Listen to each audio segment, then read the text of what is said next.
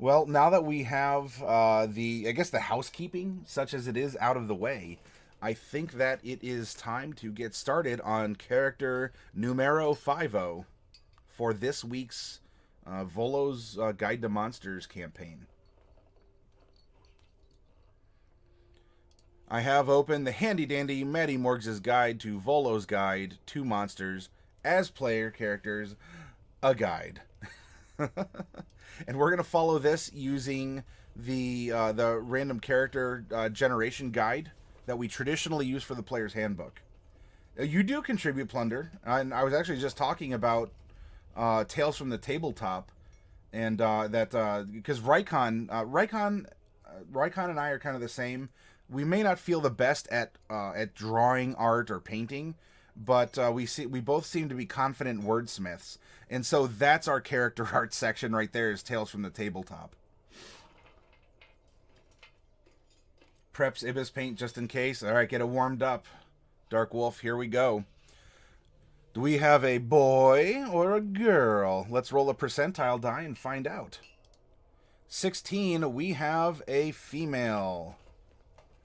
A female what? Well, in Volo's Guide, there are 13 different races. Monstrous races or beast races. I don't know what you'd want to call them. So we're going to generate a 13-sided die down here and hit roll. 13. We have another Yuan-ti.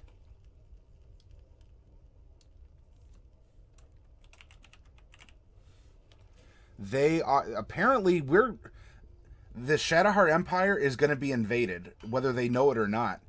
And I don't know if you'd call it sweet justice if they're expending all their military resources on trying to invade Mesotopia, only to themselves be invaded in this weak time by a Yuan-ti incursion. Now the question is, do we have another child prodigy coming out of there?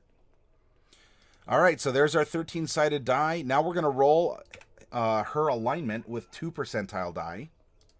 3143, that is going to be neutral good. Rigged.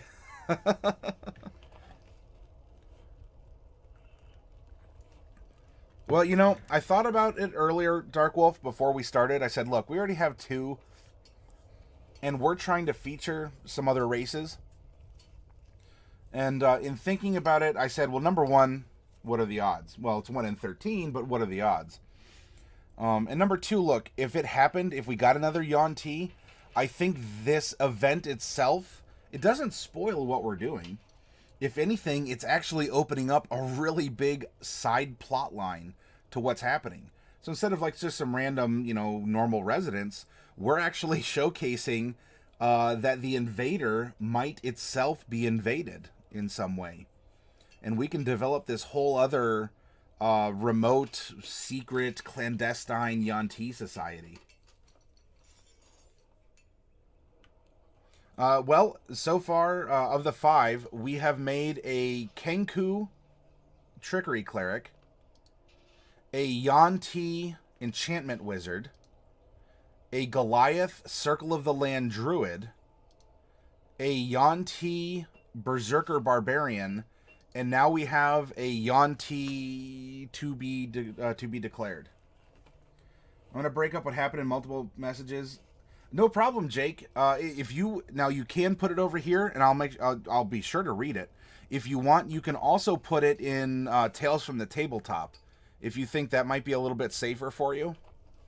Right up here, because it might be a little bit more generous because it has a 2,000 character limit per entry, and then even if you want to double it up, you can then copy and paste from here into the chat. Whatever works best for you, Jake, but I really do want to know what happened to Zoe. It must, yeah, Estwild, it must be Snake Month instead of, or Snake Week instead of Shark Week.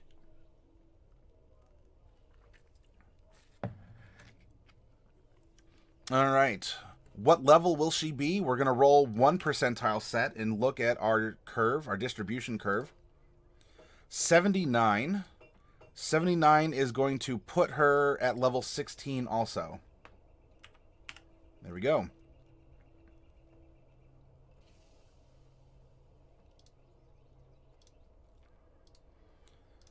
Of the 4 stat bumps she's going to get at level 4, 8, 12, and 16, we'll roll a percentile die and find out how many of these, if any of them, are going to be feats. 27, pure stats.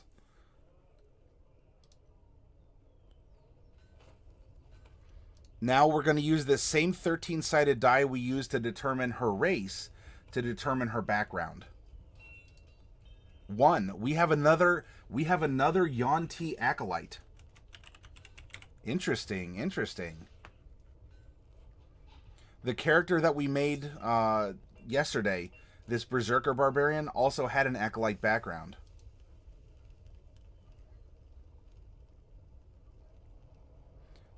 Okay, now we're going to determine with this golden button right over here, with a D12, which class she's going to be.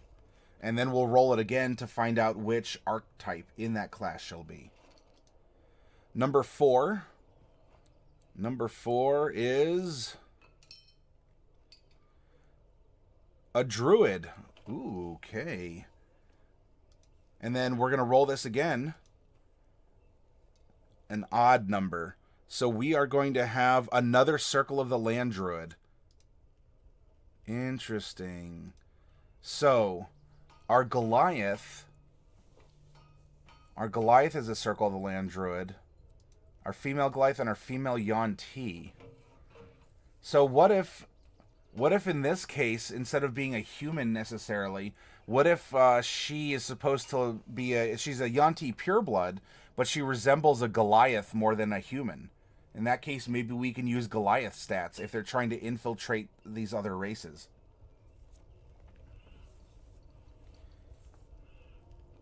This building gives me character ideas for my world. And, oh, yeah, Dark Wolf, we definitely will revisit Volos again. This isn't just a one and done. Raikon, this building, what do you mean this building gives me character ideas?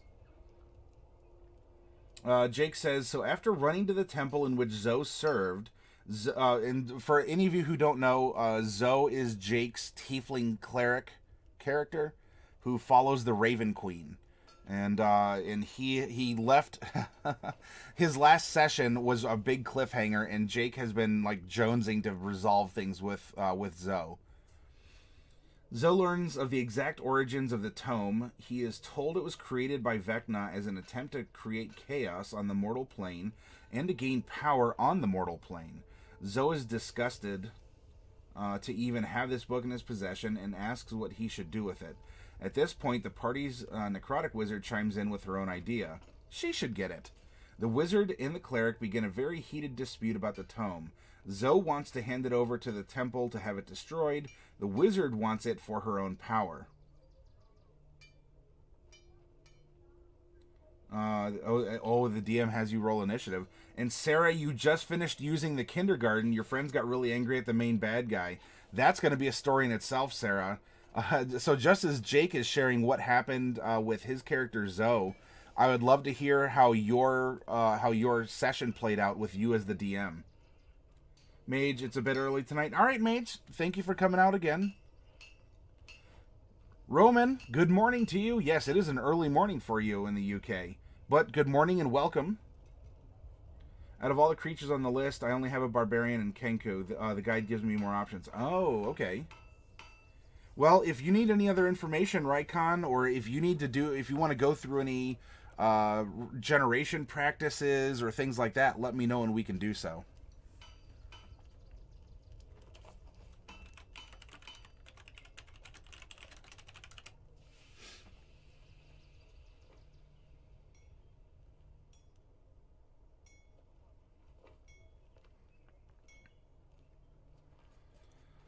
All right, now we can come down here and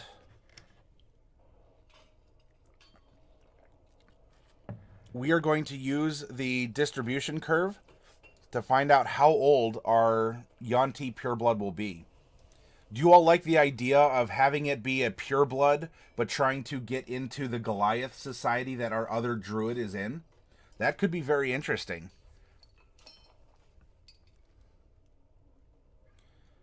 Let's see. Percentile 39. Okay, we don't have another child prodigy Yuan-ti. We do have an adult Yuan-ti.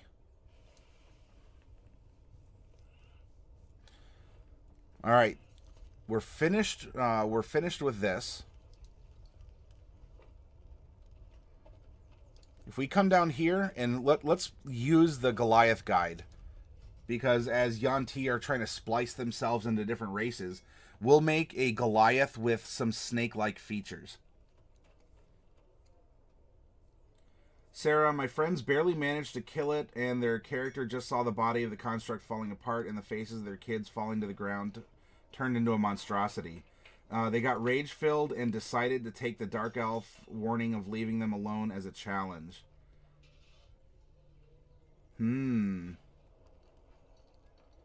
Are they more upset at the bad guy, or are they ashamed of themselves, or is it a mix of both? Like, is everything that's happening the bad guy's fault, or are they taking any responsibility themselves? Plunderloot, hello, my queen. The pixies have been driven from your land, and I delivered the spiders as requested last night. Raycon, the funny thing is, I randomly generated adventuring parties sometimes like you're doing, and write background stories and take them on an adventure. Well, Raycon, hey, every week you'll get that process here. You know, every day we just get a little bit more done, a little bit more done, a little bit more done. Sarah says, first thing they did was to contact Elvenwood's intelligence to find a way to kill von Handervoff. They're taking no responsibility. Murder begets murder. Alright, for the physical traits, we are going to use the Goliath because we can, right? Story reasons. We already generated this Goliath Circle the Land Druid. Well, it just so happens that maybe the Goliaths have been infiltrated by Yuan-ti too.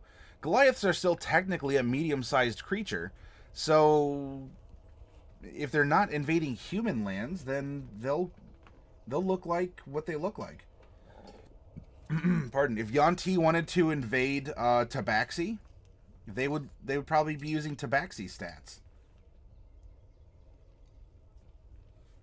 You want to come and say hi to people? Come on. Come on. You got this. There we go. There we go. All right, so an adult... Well, all right, so in this case, though, age-wise, they're going to age the same as a Yuan-ti, but they'll have the stat... Well, I don't know. Maybe we could blend the two, right? If they're trying to do a genetic modification. Unless it's kind of like a half-elf, it just sort of blends in. Maybe we can look at the difference between them here. 26 to 50 and 31 to 55. So there's not too much of a difference. I guess we'll just... we'll roll Yuan-ti and add 2.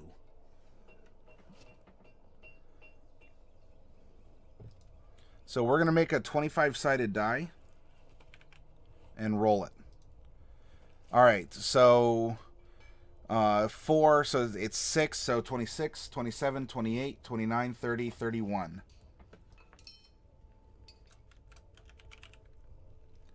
An adult at 31 years old. And we'll use the Goliath stats here. They're starting at 6'2", and we're going to add 2d10.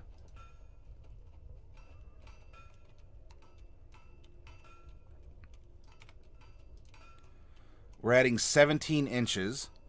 Okay, so that is going to be 7 feet 7 inches. Now we're going to take... actually, I'm going to make a note down here. Goliath, height, weight. There we go. We're going to take that number of 17 and multiply it by 2d6. 10. So we're adding 170 pounds to 200. So she is 370 pounds.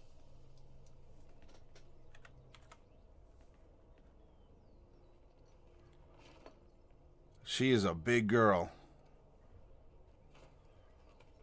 And I believe that is going to end our random number. Oh, almost. We need to give her 2 personality traits with 2d8. 6 and 7. And then we're going to make a 3d6 roll for the ideal, bond, and flaw, respectively. 4, 6, and 3. Okay. We've finished with that. We have our placeholders. And now it's time to start building properly. Let's take a break and read. Take no responsibility. They were sent into a mission to recover a gem in the hand of rebels in the Empire. They work as a proxy of Elven Wood and are very close with Elven intelligence. But when they found the Black Hands bunker, the Elven rebels in the Empire, Imperial troops were raiding the bunker. So the elves start killing Imperial soldiers, and my friends helped. But out of nowhere, they hear screams and people running. Elves and Imperial soldiers running side by side as the main bad guy walked up the hallway, cutting people down and using blood magic to control their bodies and smash them against the walls. We finished with the Imperial army and rebels fighting the Dark Elves together. Oh, wow. So the enemy of my enemy is my friend. Fluffy, hey Fluffy sheep. Yeah. So the cat is a little close to the is a little close to the camera, so you're getting a good perspective. But anyway, Fluffy, welcome. Isn't she lovely? Here, look into the camera. What is this? No, come on. Look. No, I refuse.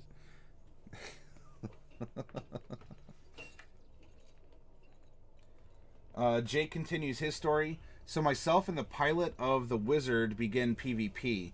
Imagine the final table at a multi-million-dollar poker tournament. The table is that tense. The stakes are that high. I cast Harm, Wizard casts Finger of Death. Both spells succeed in damaging the other PC. DM begins NPCing the Raven Queen speaking to Zoe from within Zoe's own mind. Raven Queen begins to say it is neither of our time to fall, but that the book must not fall into the hands of the necromancer, as powerful as the wizard is. Zoe casts Toll the Dead as a grave cleric, meaning it was heavy-duty damaging spell and to an already hurt... Oh yeah, you get extra damage with that spell. And now it's bedtime. All right, Sarah, thank you for sharing your DM adventure. It's fun following what's going on. The game that you're running is fascinating because of just the personalities at the table. And I don't mean that in a bad way. Especially with you being a new DM and you having new players, it's always great to see how games turn out and how people react.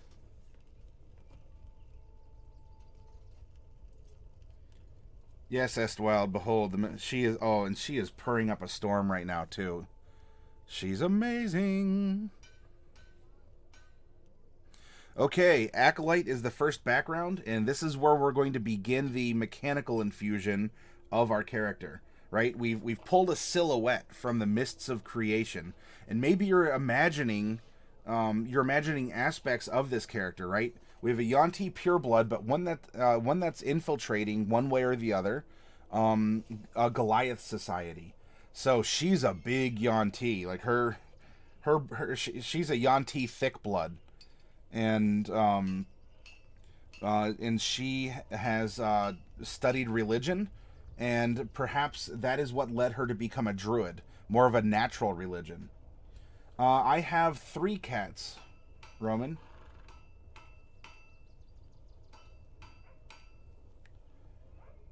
Oh my, I don't know if you can hear her purring on the mic, but it is lovely. Oh my gosh. What a little rumble. Chemison, hello. Oh, Chemison, you've almost restored all of your hit points. Hello and welcome. You know, in some ways, especially with my Tux cat here, she's almost like a bagpipe, right? She's purring when you're like in and out, and then she's just a little bagpipe, like you squeeze her and she'll give like a little Thank you, Chemison. Chemison has regenerated and is back from the brink. Behold, the stream boss is stronger than ever.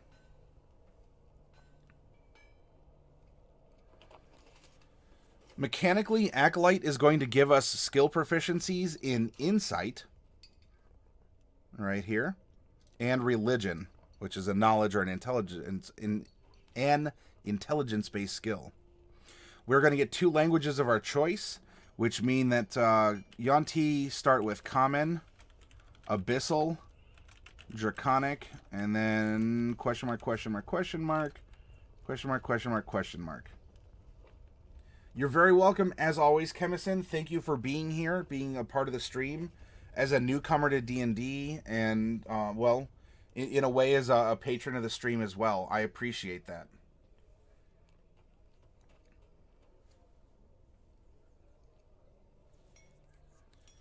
We are going to get a little bit of starting gear as well. We're going to get a holy symbol.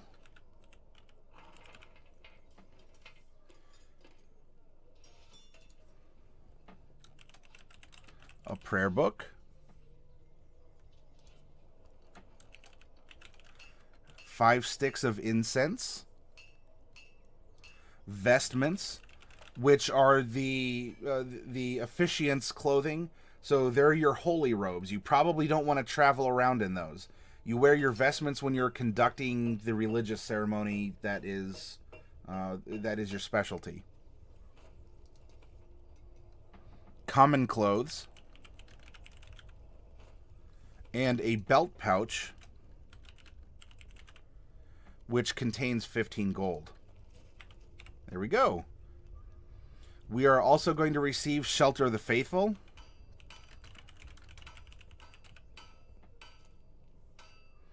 And that means anywhere our religion is practiced, we can find sanctuary, maybe food, sleep, room and board, in exchange for some services or some donations or things along those lines. And adventuring companions are usually welcome as well.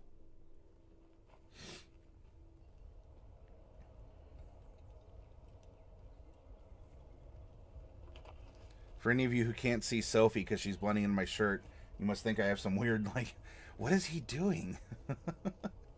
What's going on the bottom of his camera? All right, now let's explore her personality. Right? She studied some kind of a faith, and then eventually that led her to become a druid. So it could be a very naturalistic faith, or she's a druid, but not in... she is a druid religiously, not just as a, I don't know, how would you separate it? Because druids are religious, just in a different way.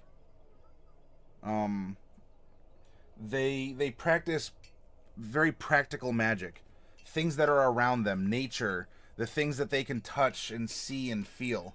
Whereas your more traditional cleric is a little bit more esoteric, right?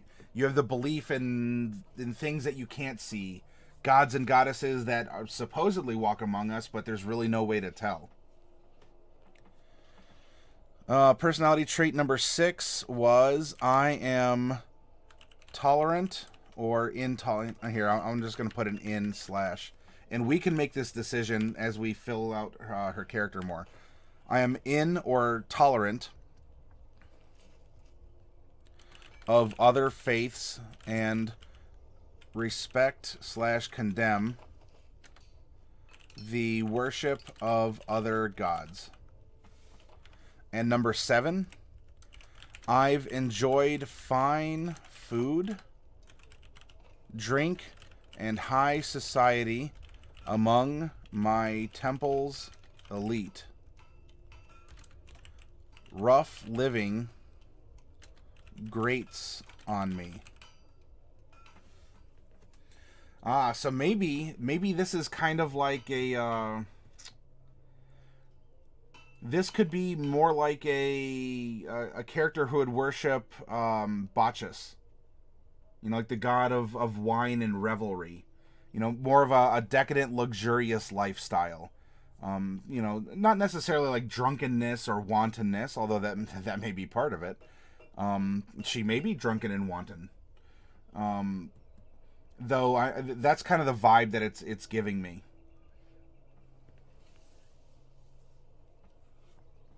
Her ideal is number 4. Power. I hope to one day rise to the top of my faith's religious order. Oh, I'm sorry, religious hierarchy. Her bond is number 6. I seek to preserve a sacred text that my enemies... Whoop. There we go.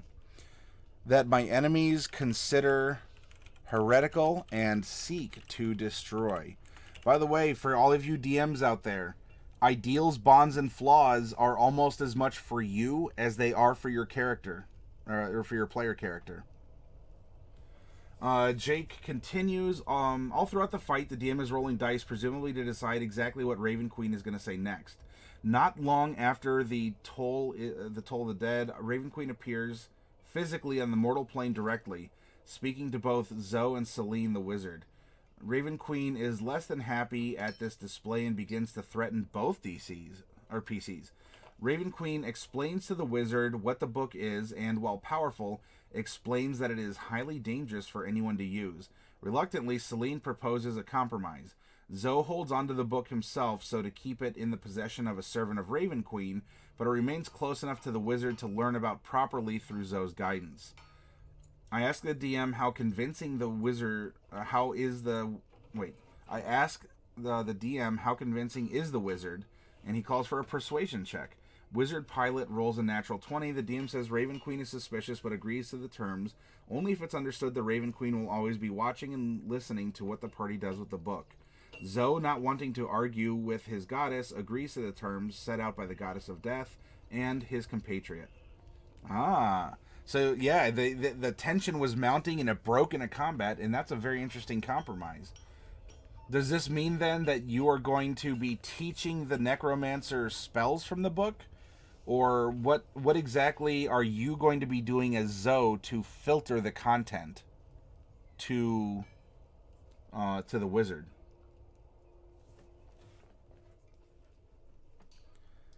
Her flaw is number 3. My piety sometimes leads me to blindly trust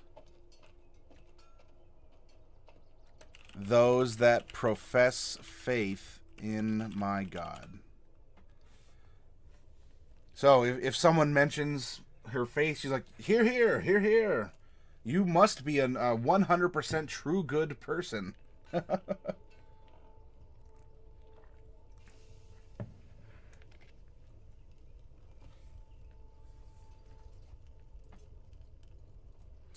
All right. We have the core of the character made now. Yeah, she's a druid. That's great and all. But we have the character pretty much made. Everything on top of this are fun little abilities and mechanics. We haven't gotten that far. DM decided to end this session at this point in time. Well, that's not a bad point. I could have called... If that was me, I probably would have called it at that point too. He might even need to think about it a little bit more. That's awesome, though, that you finally got some resolution on that Zoe cliffhanger. All right, we're going to go over to Volo's guide here, and we're going to look up what the Yuan-ti are getting.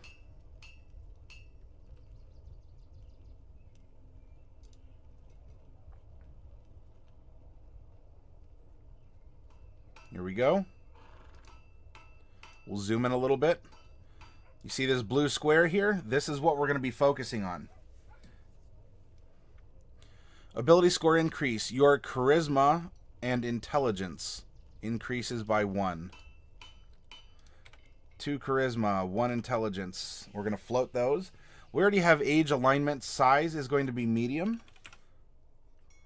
Speed is going to be 30 feet, meaning a 15 climb and a 15 swim and a 0 fly. We do have 60 feet of dark vision.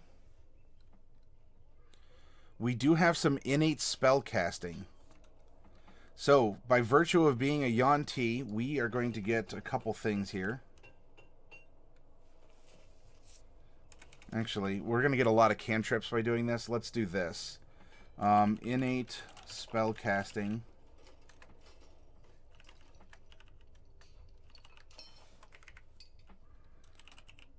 Poison spray. Animal friendship. Snakes only. And we're also starting at 3rd level and suggestion snakes only.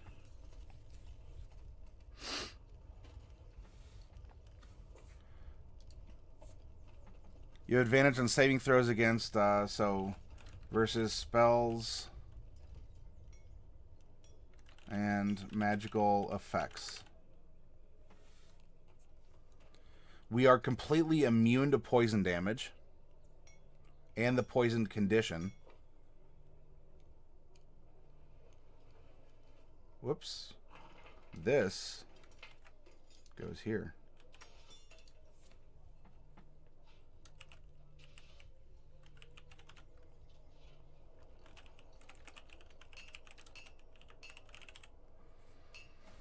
And we already have our languages set.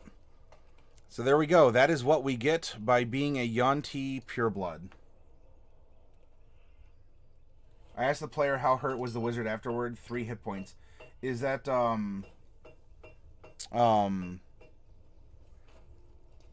was that 3 hit points left before unconsciousness, or it was you only dealt 3 ultimately? Like, did she recover some?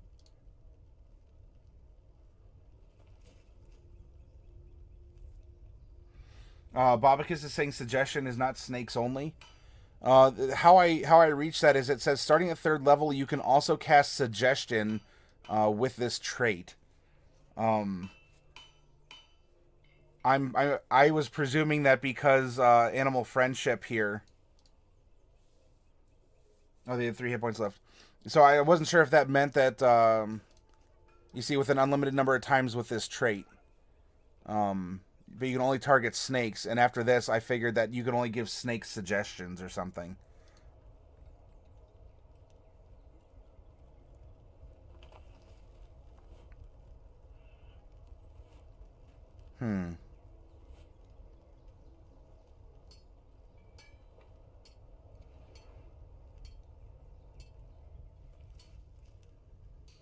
Yeah, I guess that could be read as broad as that. Since it's a limited number of times with this trait, but you can only target only snakes, starting at 3rd level, you can also cast suggestion with this trait.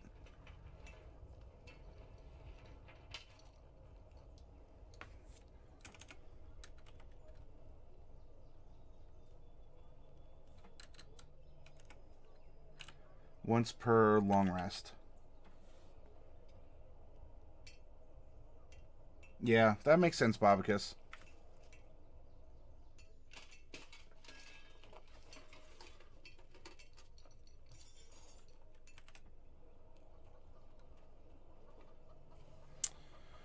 All right, that concludes the racial component of what we're doing.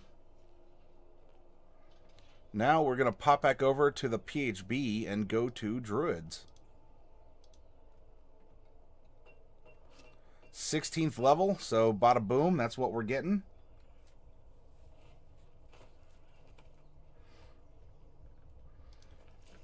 I don't know if it'd be useless per se. You could, I think you could find a lot of uses for it. I figured it was just thematic to Yuan-ti. You know, anyone who would count as a snake, other Yuan-ti, or the various beasts out in the land.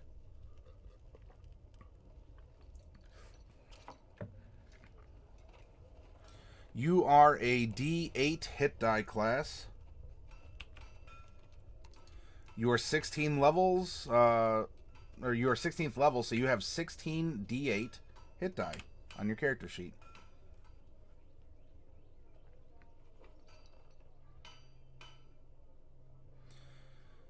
Being a druid, you get light armor, medium armor, and shield proficiencies. Weapon proficiencies, I'm just going to write in druid weapons because it's its own curated list. It's too much for one little line here. So we'll refer back to druid weapons. Oh, by the way, Bobicus, I don't know if you're on the the Discord that much, but I did see something that I thought you'd really enjoy. Over on a channel that Mr. Plunderloot put a link to called D&D Time. This is a graphic that they have on their Twitch page, and I figured you'd be delighted to see that.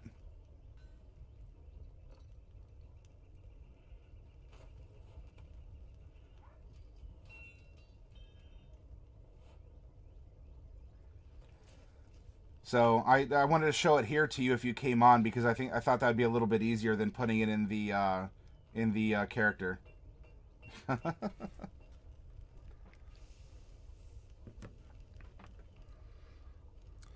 We do get tool proficiencies with an herbalism kit.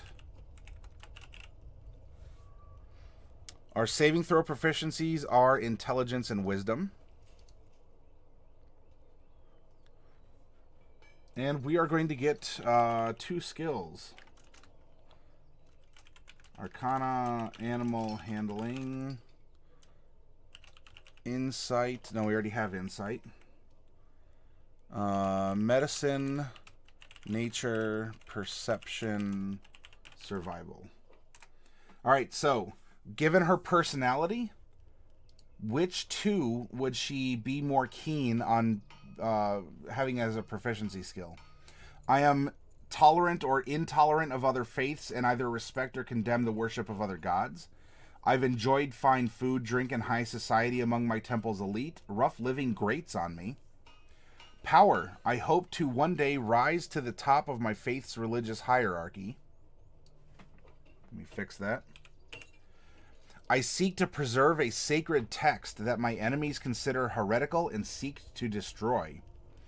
And my piety sometimes leads me to blindly trust those that profess my faith in my God. I'm thinking maybe knowledge nature?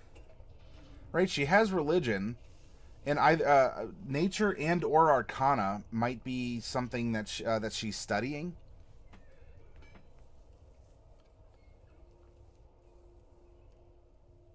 Yeah, I think she will be a mental powerhouse, Bobicus.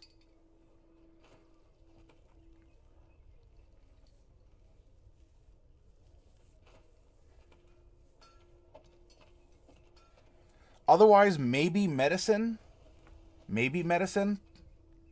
Like arcana medicine or nature medicine. I don't think she has to be very perceptive given her lifestyle. Survival, the same. Animal handling, So I think it comes down to arcana, medicine, and nature for me, but we only get 2 of those.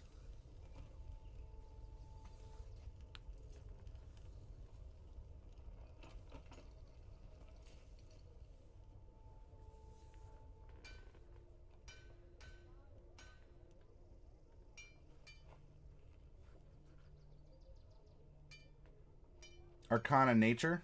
Okay. Arcana nature. We're going to get to speak also druidic. Yay. Choices. Wooden shield or any simple weapon. So that means we can give her maybe a light crossbow. If we want to make her more of a ranged person. So I guess this comes down to ranged melee and or dex strength. Or does that not really even matter because we just want her to be a magical powerhouse? So she doesn't even really need weapons, so maybe strength nor dexterity are really going to be whoopity-doo for her. I mean, she could very well just be int, wisdom, charisma, and have other things be dump stats. Probably like 8. You know, I almost see this as being like 8, 10, 12, 13, 14, 15 for her stats. Charisma is going to be very important for her if she wants to ascend the hierarchy of her temple.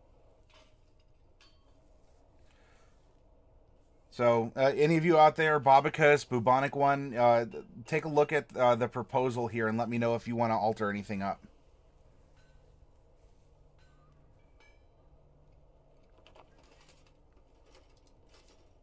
If she gets a simple weapon of some kind, it'll probably be like, I don't know, a sling. She can't use a light crossbow with proficiency. Let's make her maybe more dex, I guess. We'll give her a sling and a club.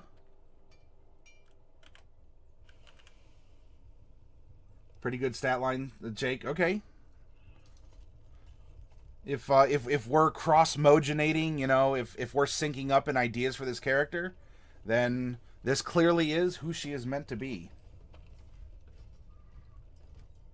We'll give her some leather armor and an explorer's pack.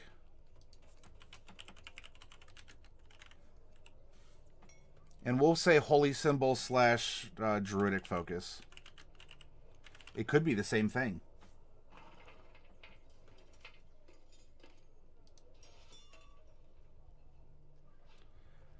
She will get wild shape also. We can put that over here. She can use this twice. Wild shape has its own little, like, here's half a column, and then on the next page, there's almost a full column. So make sure to review it. If you have any questions on wild shape, let me know. For right now, know that she can turn into an animal twice a day.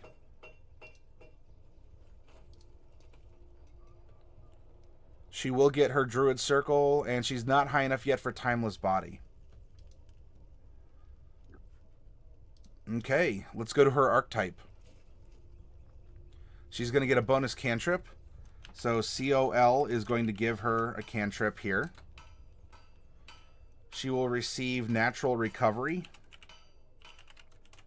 which will allow her to cast a little bit more spells over the course of a full day.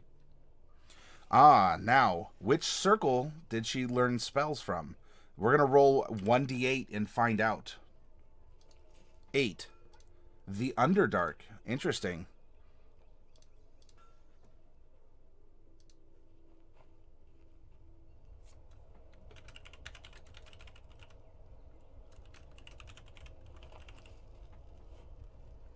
One Crit Wonder TV. Bad form to be streaming pirated PDFs on screen. I have, if it helps you at all, One Crit, I have legal copies of the books.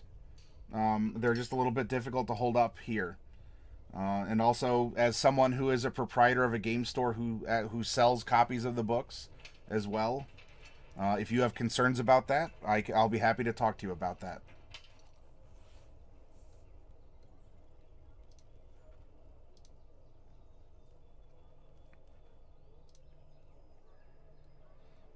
Oh no, I understand. I'm not upset at what you're saying there, One Crit.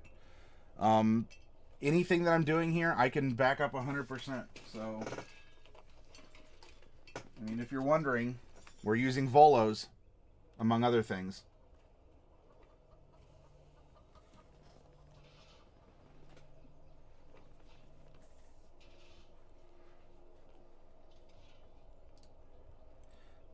This character is a doozy, says Bobicus. Why do you think that?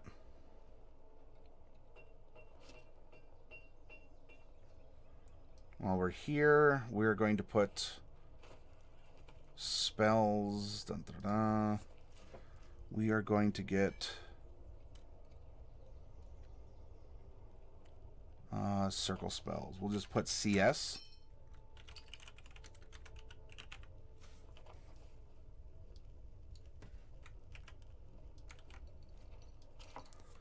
And web.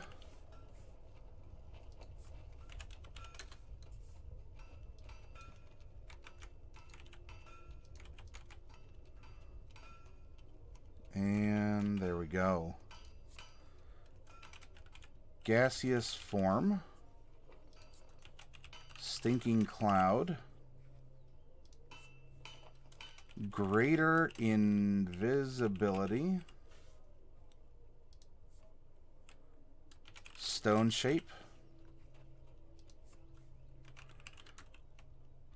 Cloud kill.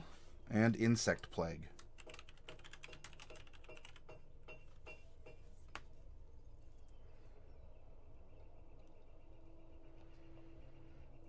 I appreciate it, One Crit.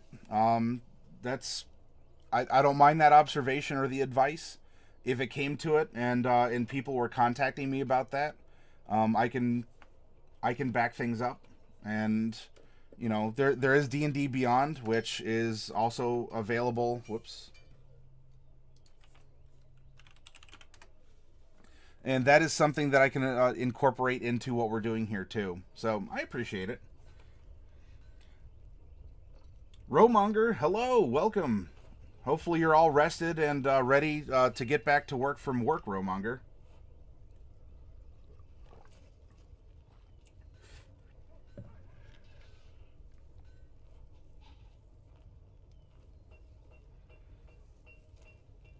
And so yes, One Crit Wonder. Every week we make a new campaign as a way to help teach D&D to new players and to help onboard people, not just to be PCs but DMs as well. Over the course of a week, we make 5 random characters, and we'll tell a story. We'll build their backgrounds. We'll make them 3D characters, not just placeholders. We'll also make a map, a dungeon, and we'll have some kind of a discussion as PC advice or DM advice. The discussion last night was how small your world gets as a DM as your magical PCs level up, because of the different ways that they can gather information more readily and quickly, that they can travel greater distances more instantly, and to go from there. And then there's also it's communication, knowledge, and travel were the 3. I wonder if I still have that. Yeah. So we had a discussion about how small is your world getting. And so tonight we're building character number 5 of 5. And we're focusing this week on a monstrous campaign. So that's why we're supplementing things with Volos, as you saw. Then in part 2 of the stream, I'm going to be going over a dungeon that we have created when we did our map making session, and we randomly generated that there was a pyramid somewhere, and it so happens to fit pretty well in this dry lake bed. Yep, hence Volos. Because we've been working on a campaign area for about a little over maybe 2 months now, two going on more months. And now we were exiting that area since we've explored all the different parts of it, and we're showing that in the wake, or well, not even in the wake, as this external empire is getting ready to invade the area that we just created, we're going. Meanwhile, elsewhere, there is this imperial, in an imperial controlled region. There's also a bunch of these, beastmen races, or these, Volos races, or whatever you'd want to call them. And so we're showing the other side of the same coin. We've been very PHB kind of ethnocentric with our campaigns. And so now we're seeing what happens to the other races in these outlands far outside of Mesotopia, which is our campaign area. And so we're going to focus on a party of monstrous races and see how they interact with the same empire that's getting ready to leave and invade south. And interestingly enough, One Crit, as we've been going through this, 3 of our 5 characters have been generated as Yuan-ti. This is all completely random generation. We're challenging ourselves as storytellers to come up with ideas and to think on the fly. And so meanwhile, apparently there's going to be some Yuan-ti invading the invaders. So they're sending out these infiltration units to scout out the Shadowhar Empire. While the Shadowhar Empire, meanwhile, we've spent about a month and a half prior sending spies and political envoys and threatening war down further south in Mesotopia.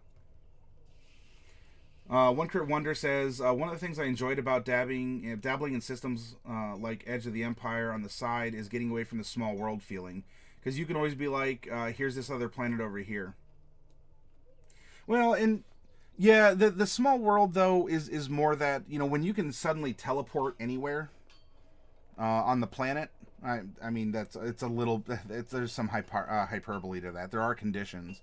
But if you can scry anywhere, teleport anywhere, suddenly a lot of the survival and the overland adventure aspects of your of your campaign or your module fall away, and it now becomes a list of tasks. Go here, do this, talk to this person, go here, do this, talk to this person, and it becomes a little bit different in that it's more task-based in later levels.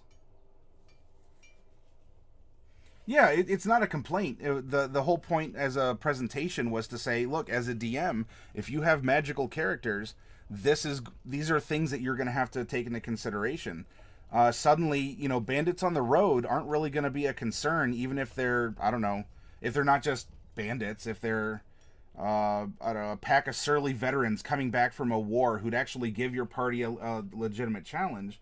Suddenly, you turn into a bunch of clouds and you fly 300 feet above them at 35 miles an hour, and that kind of a thing isn't really... if that's what you wanted your campaign to focus on, you're going to have to... I don't know, somehow work with that, counter it, or plan for it.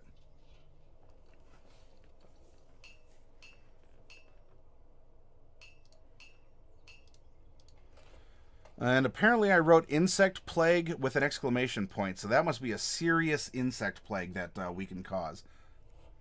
It's not just insect plague, it's insect plague! Bink.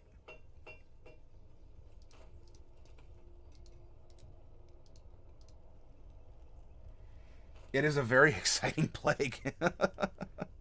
It's, you know, it's bees from yeah, the Nicolas Cage meme about that. All right, we filled that in. Now we're going to go up here, and we get Landstride. If any of you, again, don't know what these placeholder words mean, what is Landstride? Let me know, and I'll go back to it. Right now, we're listing the abilities that we have. We're also going to receive Nature's Ward.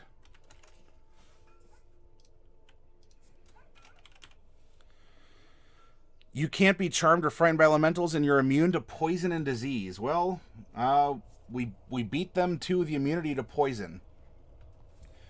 As a DM, if you have a player who gets a redundancy like this, you can either tell your player, look, you got it from one and there's nothing else I can do.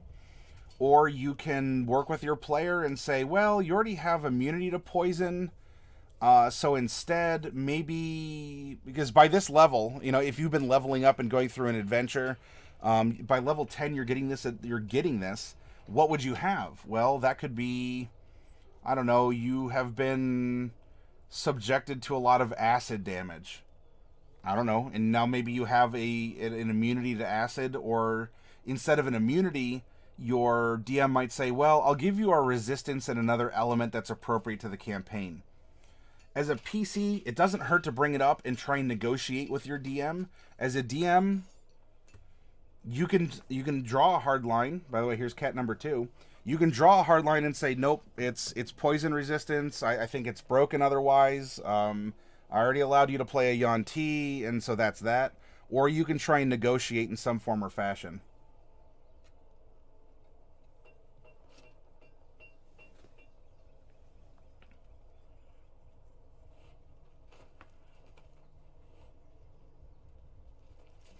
Well, Edge of the Galaxy 2, Ivalon, that allows for a different...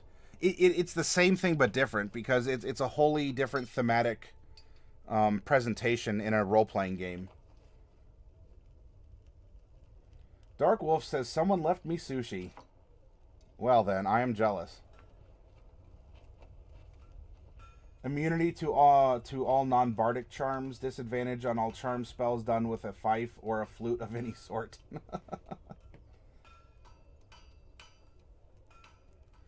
And, oh, we're level 16, so we're also going to get Nature's Sanctuary.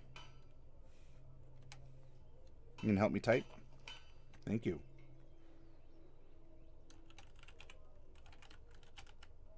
Sanctuary!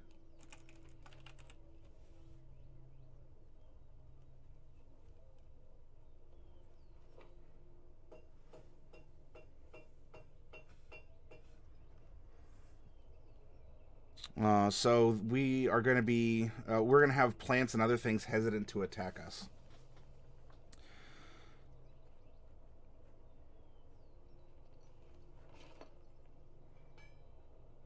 All right, we are almost finished now.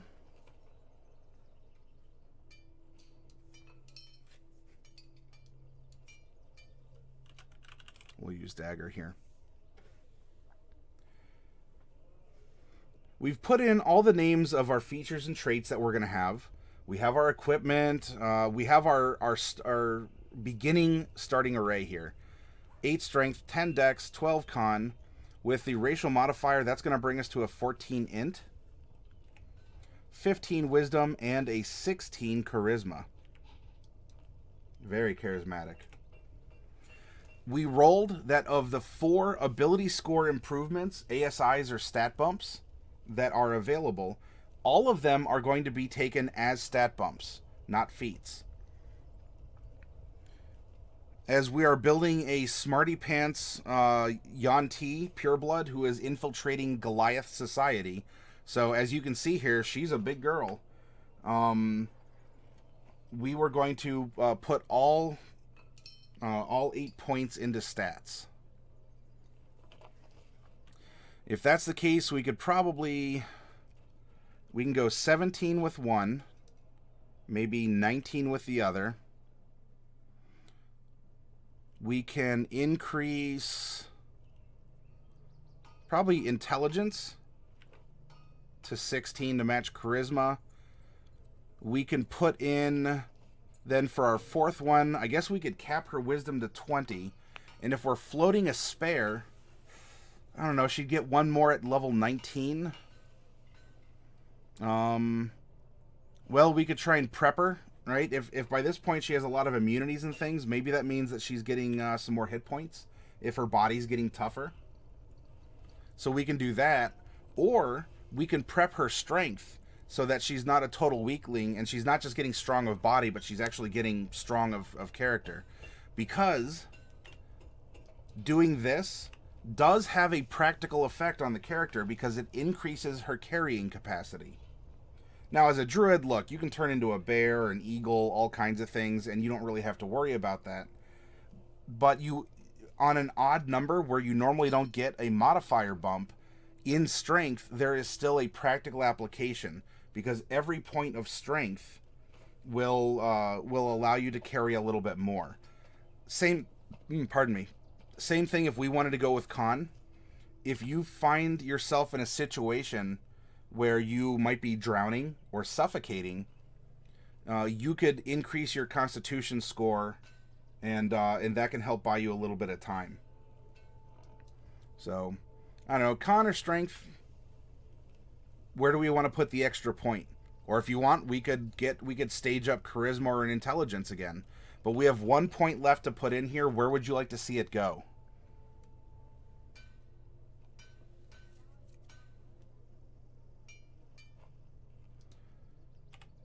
One cantrip, 2 cantrips. Whoop, that's a number 3. 3 cantrips and 4 cantrips.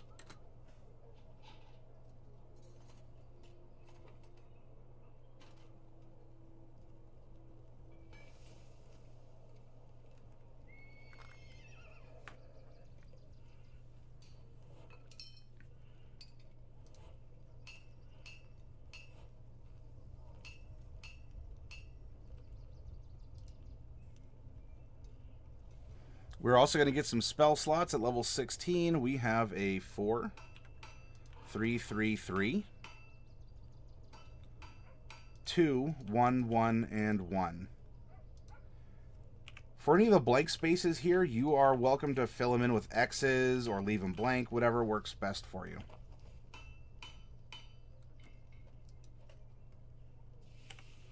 I'll just put the floating one in strength. That's going to give us final scores, or final modifiers, 3 charisma, 5 wisdom, 4 intelligence. Oh, not 4. What am I doing? I was dividing by 4 is what I was doing. 3, 1, 0, and -1. With these now, we can fuel everything else on our page. Our proficiency bonus is 5. And we'll just go down the line.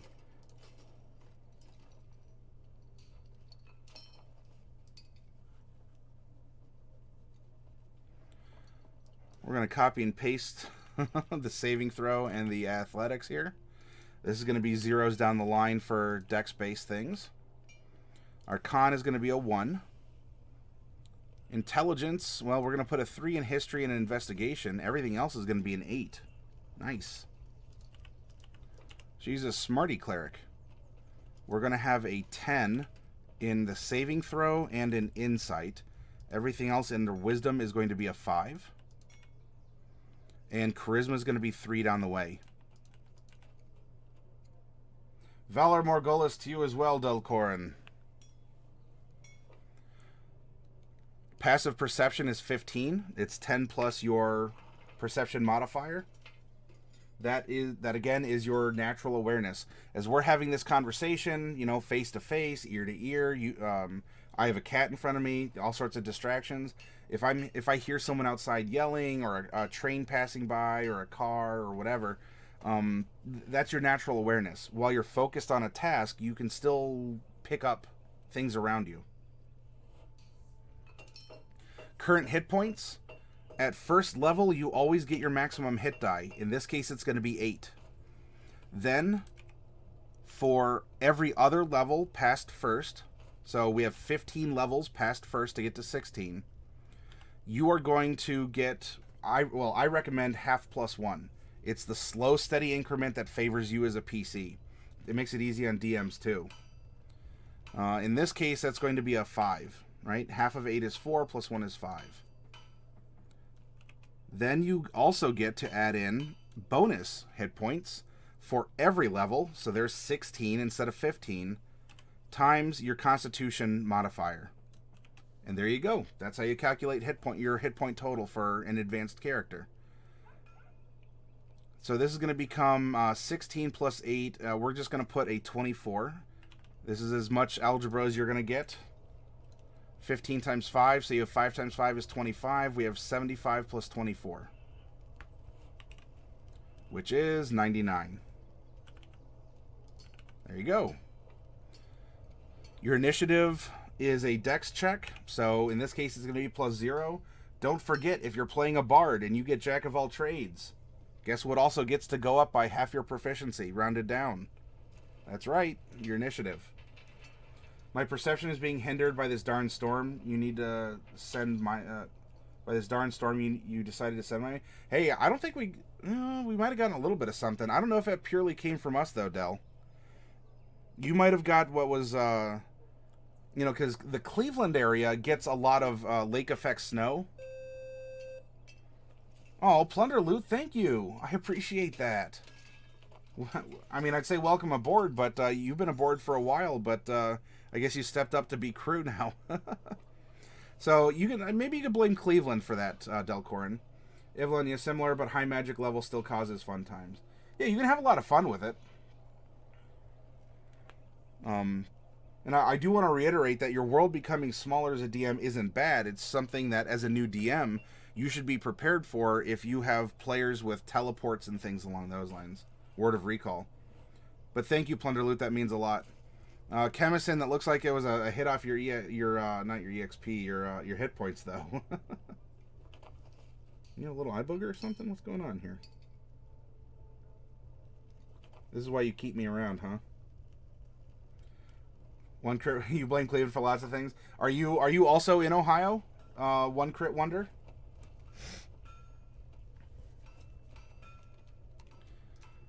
Let's see. We are proficient. So we get our proficiency. These are dex-based weapons, and we have a 0 modifier. Oh, not currently. Are you native to Ohio?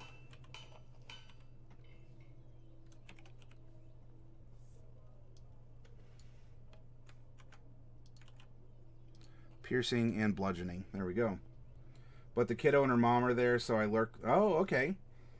Well, if you find your way in Sandusky, Ohio, Cleveland, Parma, if you find your way in Sandusky, where Cedar Point is, you are welcome to come by and visit the shop.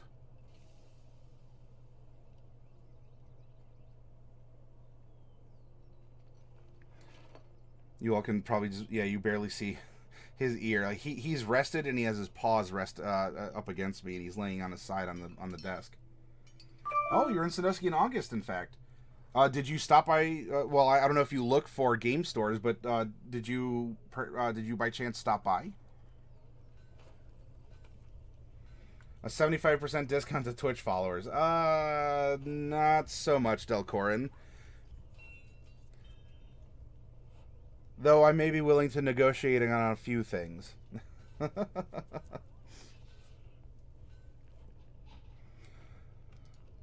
To attack with our spells as we cast off of wisdom. Are you going to leave? What are we doing? Okay, thank you. Oh, is it quick jaunt up to the point? Okay. As we're attacking with our wisdom plus proficiency, I hope we are proficient with spells as a druid. We get a plus 10 to our attack rolls with our spells. You add 8 to your attack roll, and that is the save DC versus the effects of your spells. And then storms rolled in and you hit the road. Oh, I gotcha. Well, still, cheers to you for at least passing through. And next time you visit, if you wanna stop by and see what we have going on, or you wanna grab a lunch and talk about nerdy stuff, I'm all for it.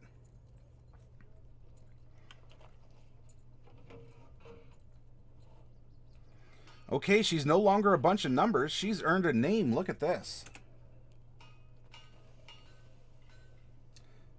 Here, I'll type it out.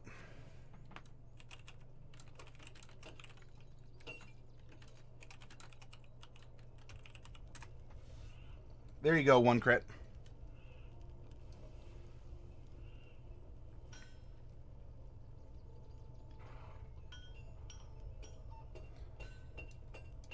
We have a little bit to fill out on page 3. We're casting off of wisdom. We are druid. And spells prepared are going to be your druid level plus your wisdom modifier. In this case, we can prepare 21 spells. 18 was the DC because our attack is 10. And we can wild shape. There we go. Dark Wolf is suggesting a name, Kristi Maso. If any of you have other... Yep, it's right along 250. We actually moved last summer. I was located in downtown Sandusky, and due to circumstances, unfortunately, my landlord had passed away that spring. Myself and the other game store owner in town got together, and we pineapple penned our stores into a bigger, newer location for both of us.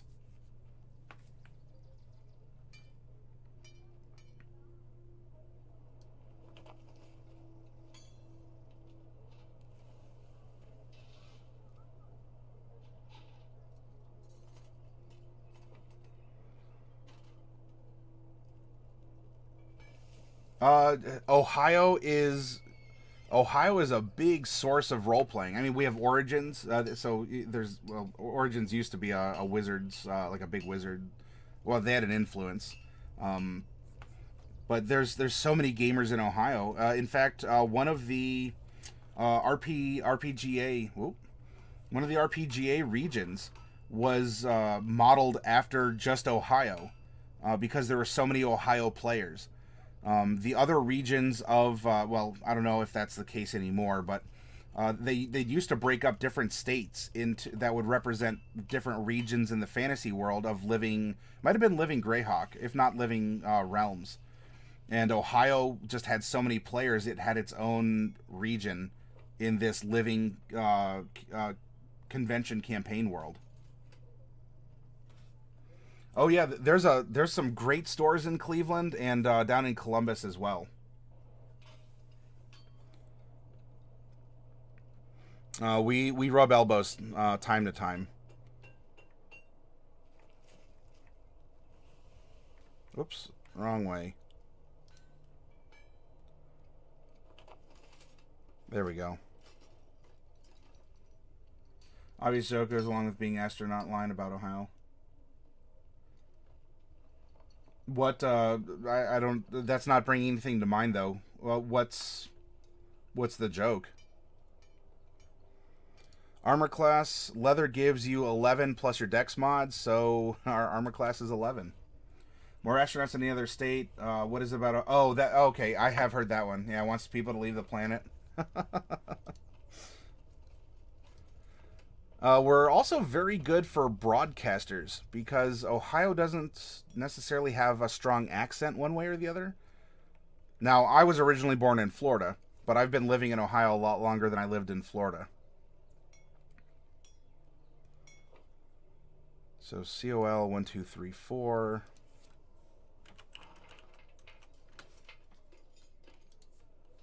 One, a 2, 3, a 4.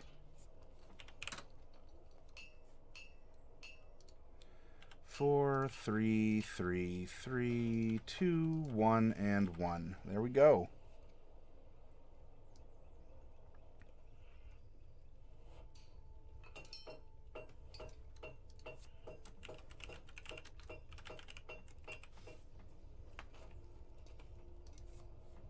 There we go. It wants them to live in Fantasyland. Yep, that's true. We're I mean, look, the sky's kind of gray from November to April, and but we have some very good we have some very good scenes, especially up here on the lake. Actually, over here in the channel Discord, there's an area here if you want to share the world around you, and you get a lot of really cool. In fact, these are some pictures that Dark Wolf put from her corner of Ohio, which isn't too far away. And, you know, when you're in Sandusky and you're living really close to the lake, you get some magnificent looking, vistas. You know, you get the lake, everything's blooming right now, or you get some nice snow. There's a Five Guys burger, come on.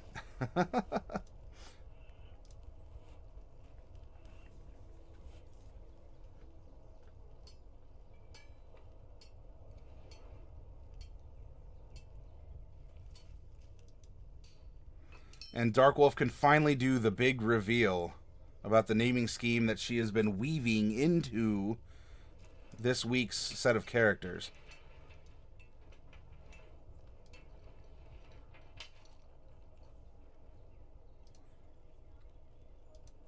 You missed Five Guys, not one here where you just moved to. Oh. Well, depending on where you moved, like, you don't have to give away personal information if you don't want, but do you have anything that can compete or that might be better? Chemist said no Five Guys where you live either? Oh.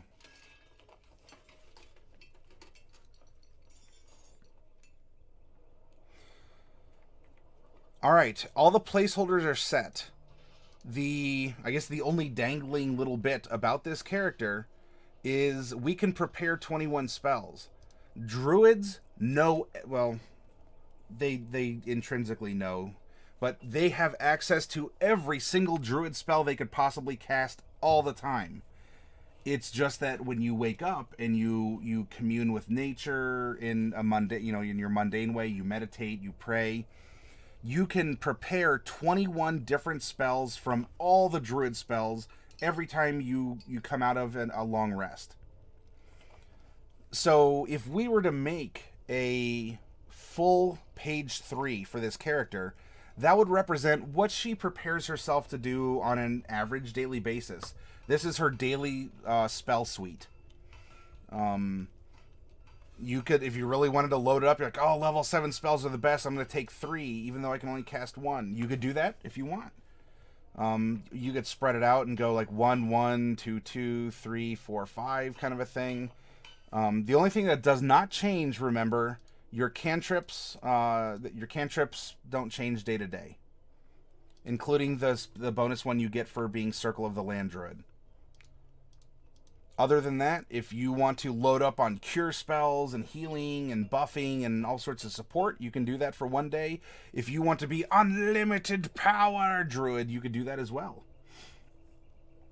My new town has nothing. Folks are super excited that they have a Chick-fil-A now. Ah. Well, I mean that's a tasty chain, you know, for fast food. I was reading that I guess New York City is just getting Chick-fil-A's also.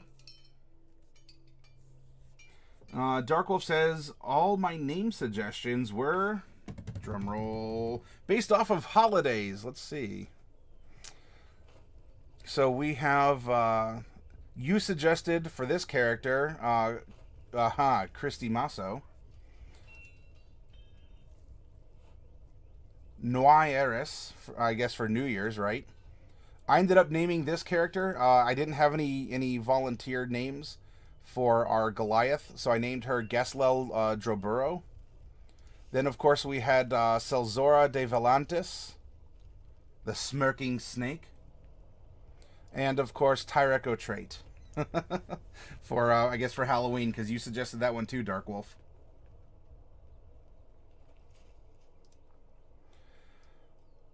So yeah, day to day, this is going to change. This is going to change greatly, depending on what you're doing. So instead of going through every single druid spell, again, if we want to practice, what is her personality? What would she take as a reflection of her goals, her aspirations, those parts of her background and her personality? That would be it'd be an indicator. If you were to hand this character sheet to a DM and say, what do you think? Your DM would probably get a sense for what this druid would expect on a day-to-day basis based on the normal quote-unquote spells that are automatically listed on your sheet. Yeah, Valentine's Day. I got you, Dark. I know we ended up kind of doing, because we actually had several suggestions for that one, so we kind of made a hodgepodge.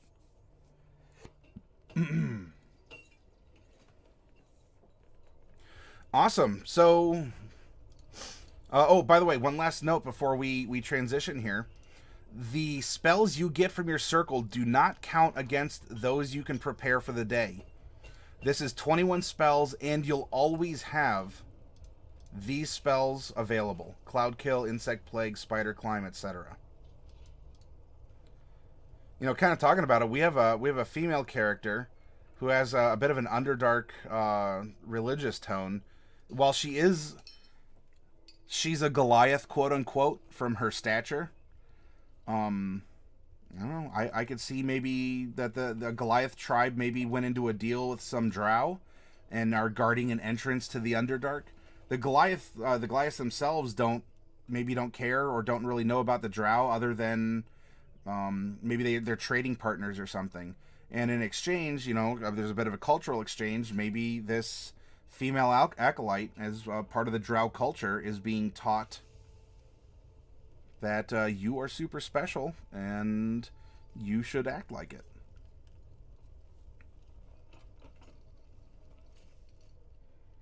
Okay.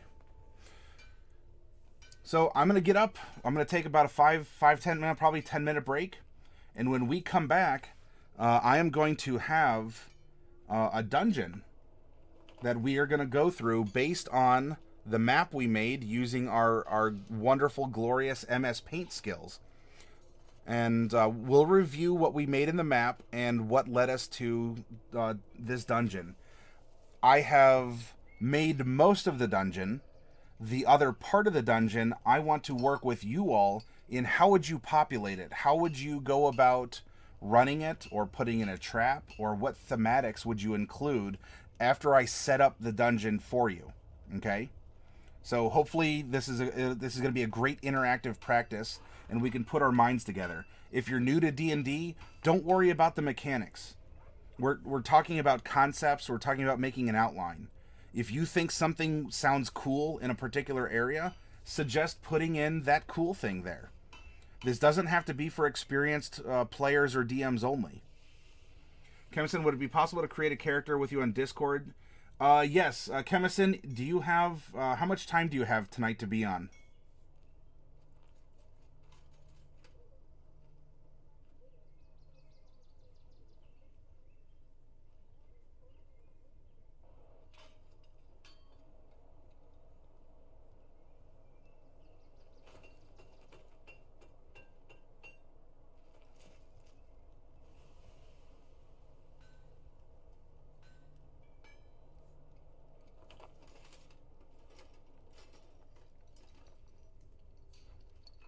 I try to stay up, but usually can't make it to the third part. Okay. Well, Chemison, let's see. Yeah, what we can do, I'll tell you what, Chemison. I'll take a break, and if you don't have a lot of time here, this is something, like, you're a new player, you just invested in the hobby greatly, and I want to make sure you can use those, books. So, what we're going to do, everyone, I'll still take this break to go get a snack and refill my water pitcher, okay? When we come back, we're going to build Chemison a character, and after we build Chemison a character, we'll get into building a dungeon, okay? And One Crit, thank you for also volunteering some expertise and participating. That's exactly what I want to try and foster here. We're all sitting down at a table in a game store, and we're here to help each other out. Huh? No, Chemison, it's fine. Look, this right over here. You see this? This is the reason why I broadcast. Right here. And so that includes bink, bink, bink right here.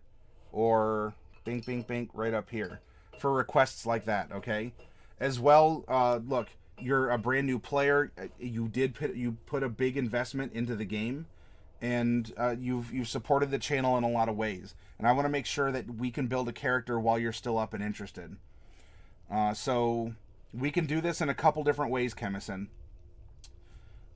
If you want, we can go completely random. If you just want to see how the process works and you don't really mind, is it male, female, a dragonborn, a human, something like that, or if you don't have a favorite class, we can just do something random together.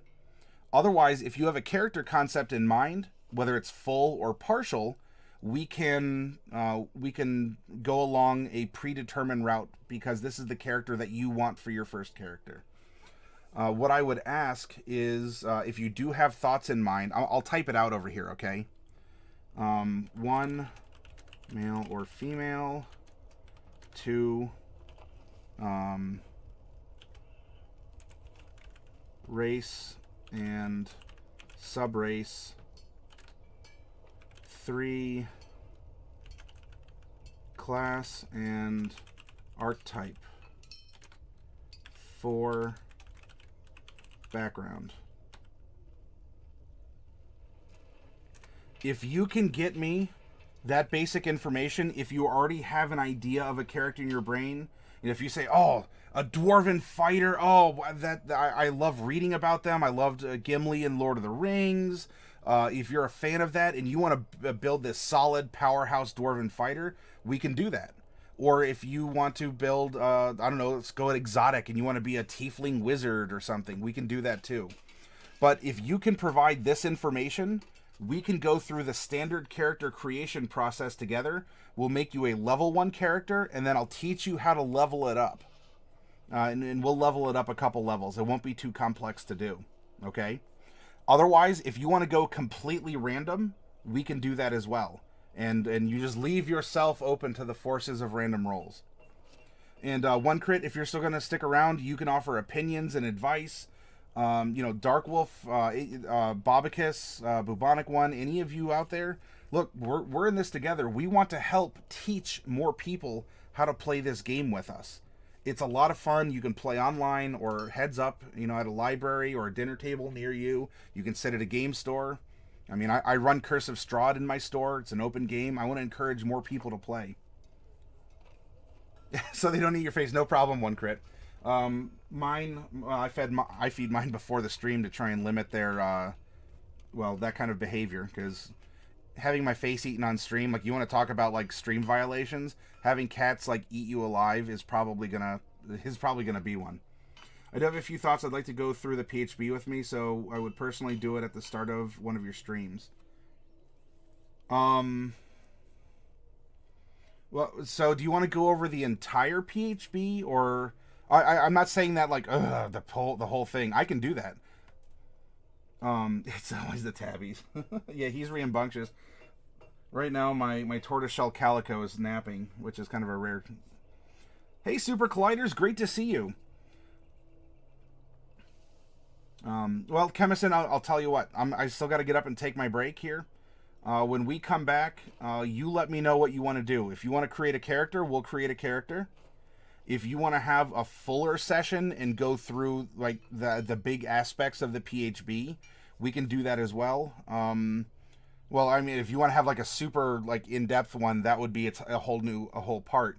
But if you would rather go through the PHB in sections, we can do that instead of a character and put a character off for part 3 or at another time. This is going to be up to you. What do you want to learn about or do first, Chemison?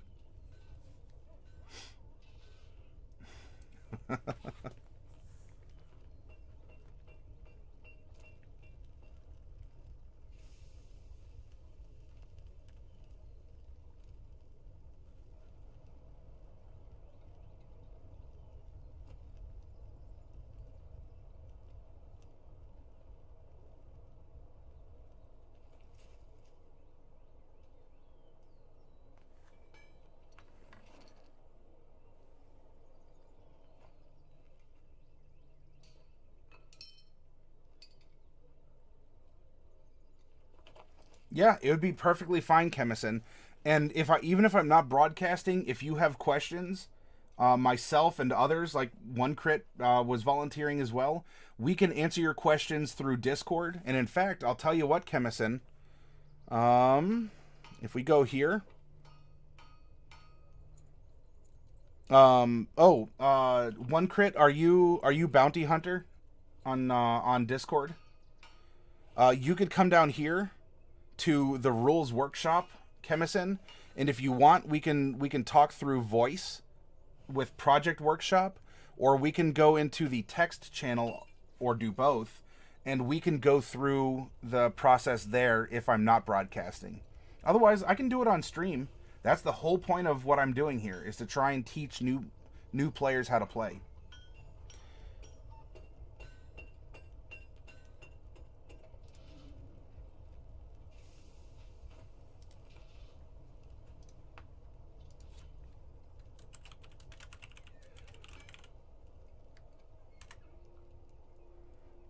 Okay, there we go. One Crit, I changed your name to match your Twitch handle, so it'll be easier for us to know each other and communicate.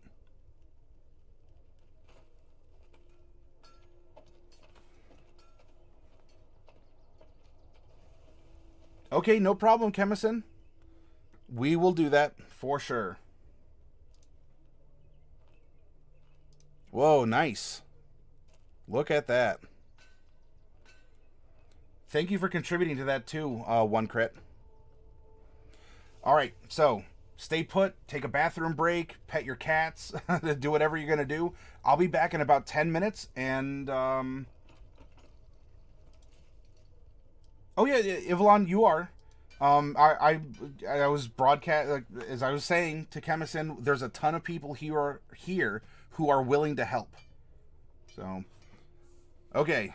Hold on 10 minutes. I'll be back, and then I guess we'll go into dungeon creation then if Chemison wants to hold off on character creation.